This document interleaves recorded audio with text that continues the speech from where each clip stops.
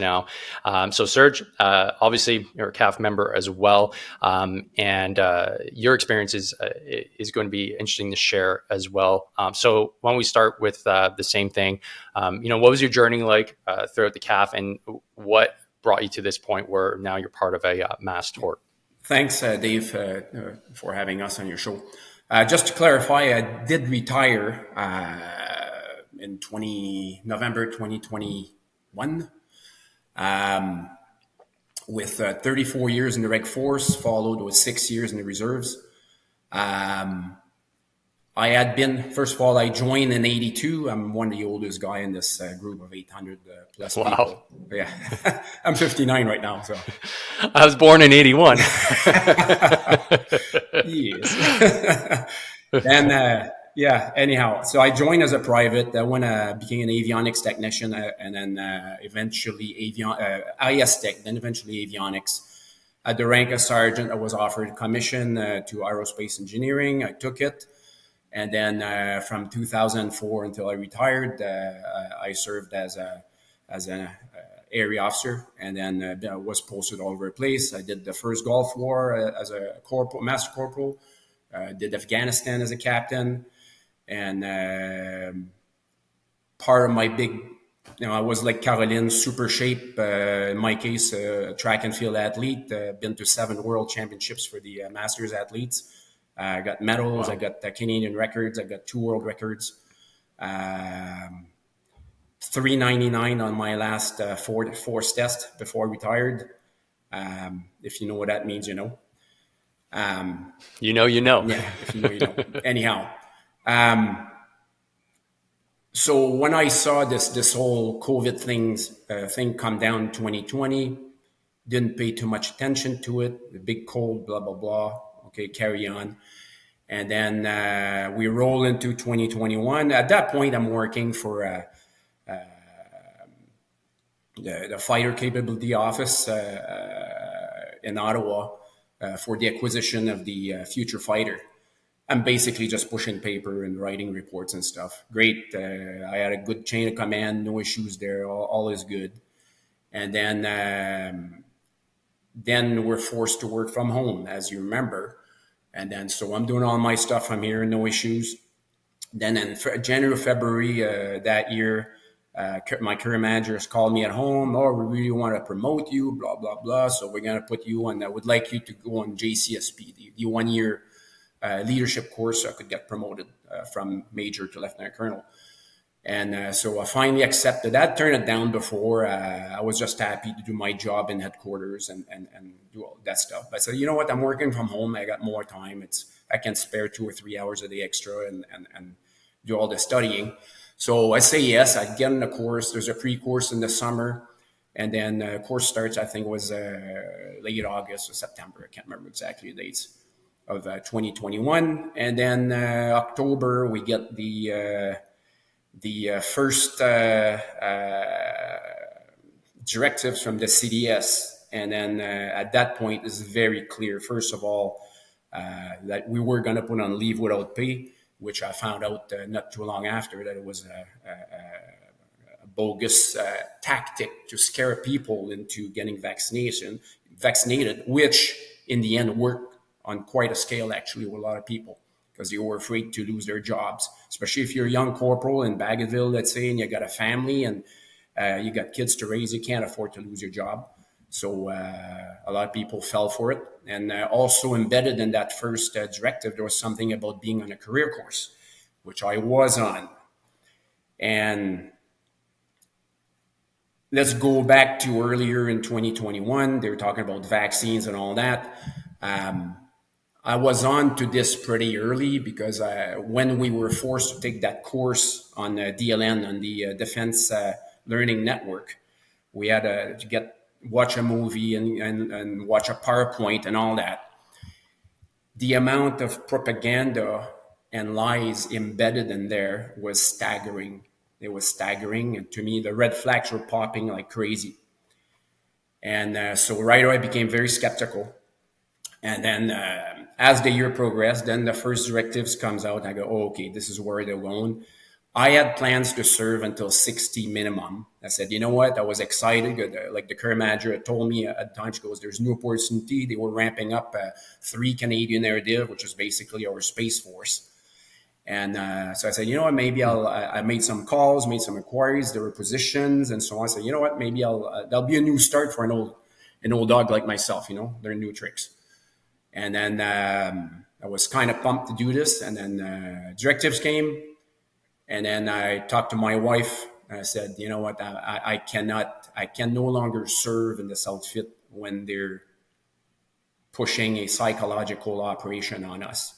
And if you want to know more about psychological operations, just get the book 5GW from General Flynn, and it'll tell you everything you need to know. And the forces ran a really nice one on us.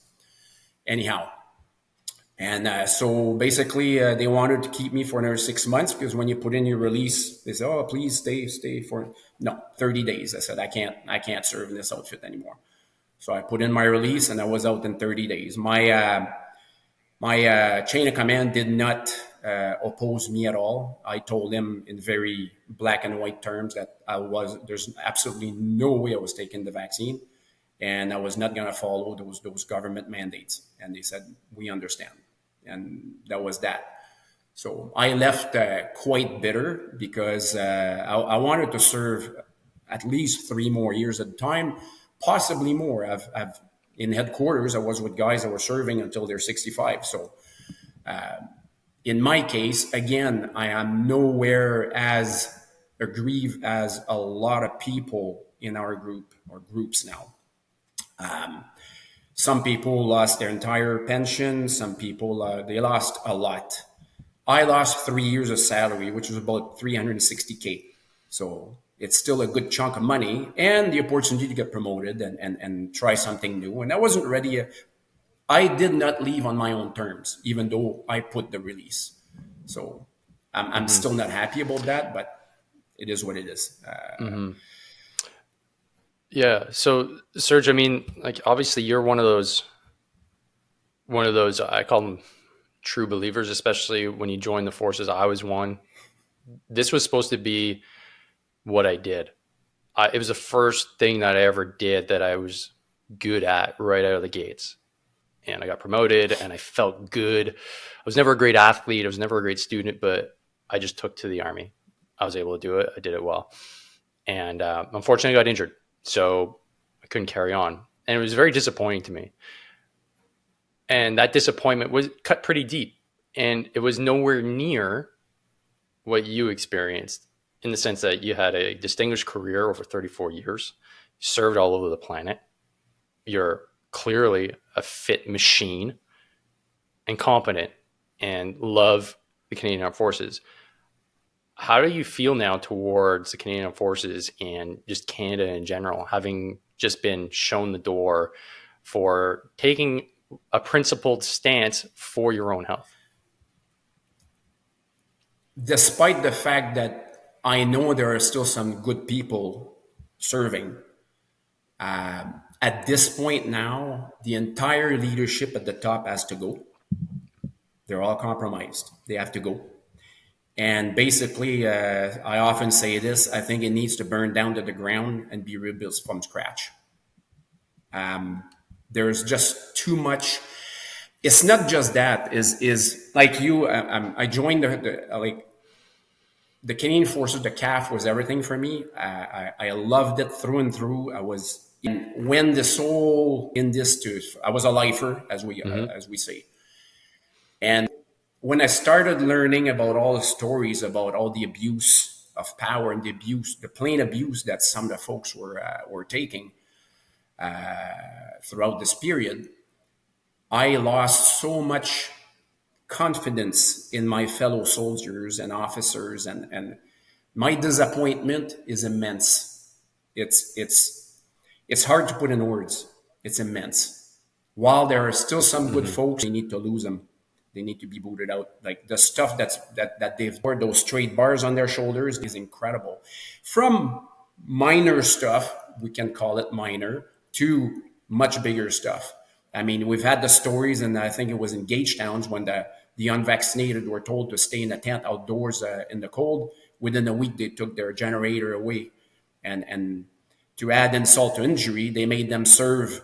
They made them server at the Christmas dinner, and so on and so on. To this other kid who had to stand outside for 3 months in the cold in Valcartier, to Caroline, to so many other crazy stories I've heard. This is incredible. I can't believe that my fellow, we don't have to call them officers, but our fellow leaders in the CAF actually did these things.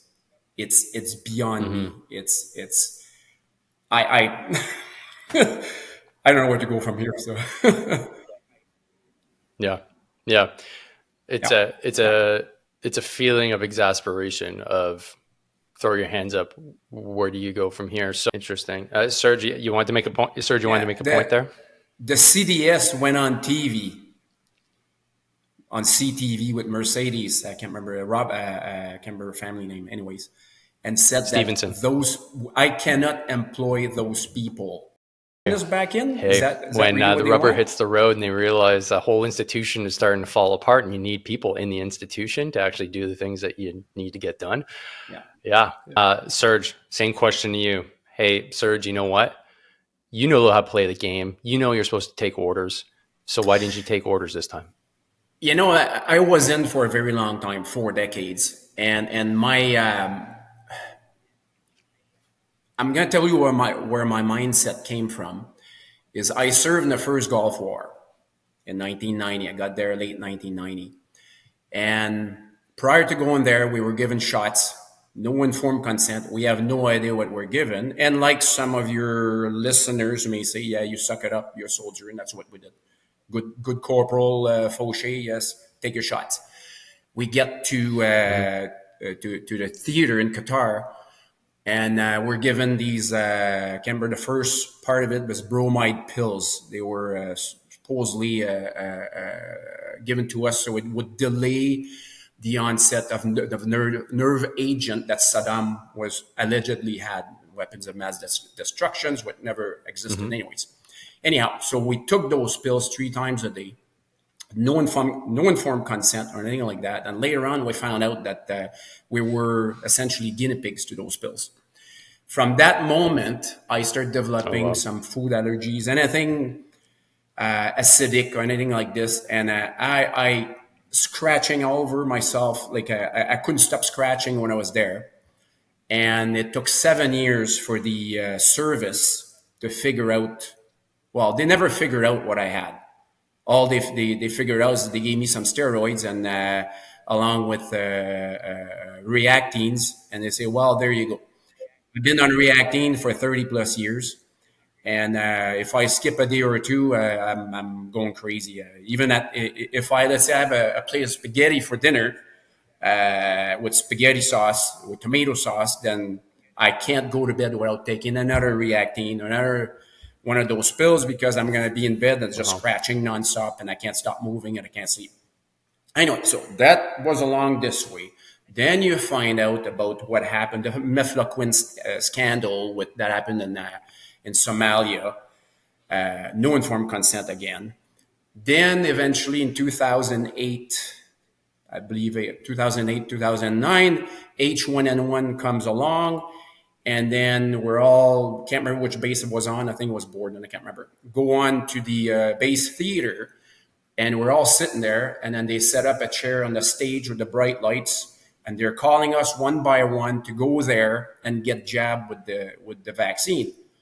And if we didn't want it, right there was somebody with a pad. You need to sign your name there. So that was a form of coercion. At the time, I didn't want the vaccine. There was something telling me in my head that there's something wrong here. This is not right. This is not right. Like I knew it. I took it against my will because you want to be a good soldier. Then move forward, Mm-hmm. and eventually we get to the COVID era. I said, you fool me twice, not 3 times. And I was extreme. Then right away I started doing a ton of research. Oh yeah, you're not allowed to do your own research, right? And then you end up Yeah. reading Don't bricks think for like yourself. this. right? Oh It's boy. the Okay. it's the analysis of 630,000 pages of human trials from Pfizer, and it's not pretty. I'm telling you.